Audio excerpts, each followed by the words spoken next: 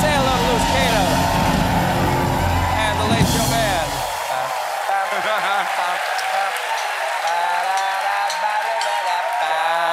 Yeah, it is, yeah. My friends, you are my friends. Lovely to see you. Lovely to see you all this evening.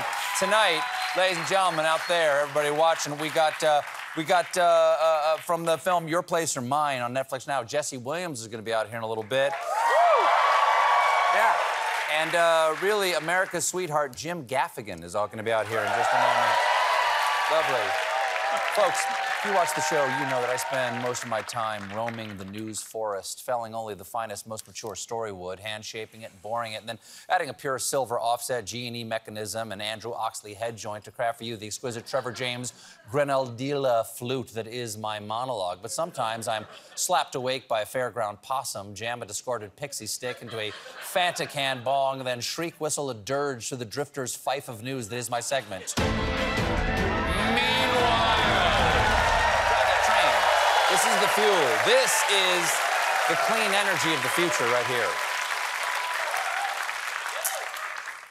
Meanwhile, Airbnb is offering a Phantom of the Opera-themed stay at Palais Garnier in Paris, where they set up this bedchamber right inside the theater. Now, to make the experience truly authentic, you'll spend your whole night being harassed by a disfigured incel.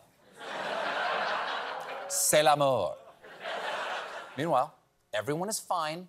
But the Mars Wrigley Company has been fined after 2 workers fell into a vat of chocolate. Sure. Fell.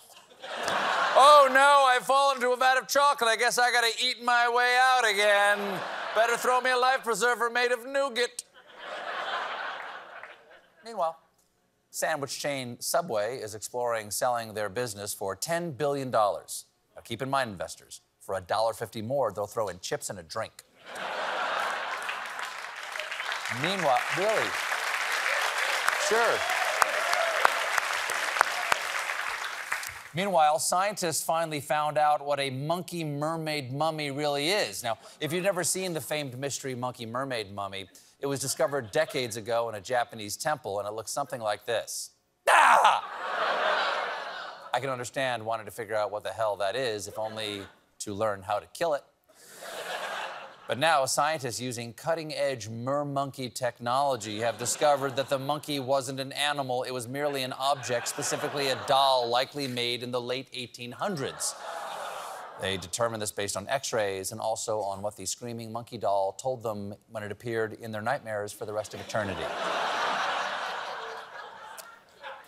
Meanwhile, down in Georgia, a disoriented owl has forced a college to shut down a library for nearly a week. Hey, could be just doing research. After years of asking who, maybe it's finally asking why. To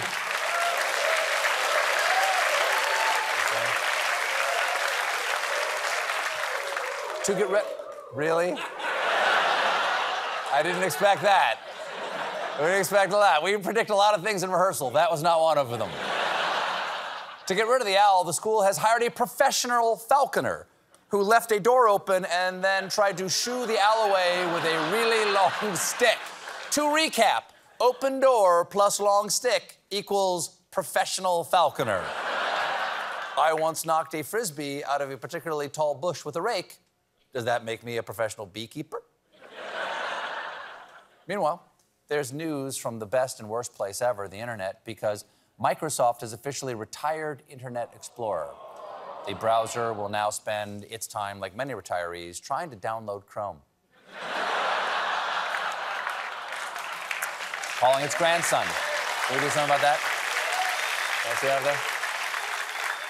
Meanwhile, a recent pizza delivery in Louisiana went awry when the homeowner opening the door for the Domino's guy offered a sneaky squirrel the opportunity to invade the home. Now, some say the squirrel was just trying to get a bite of the pizza, but that would be ridiculous. It was Domino's.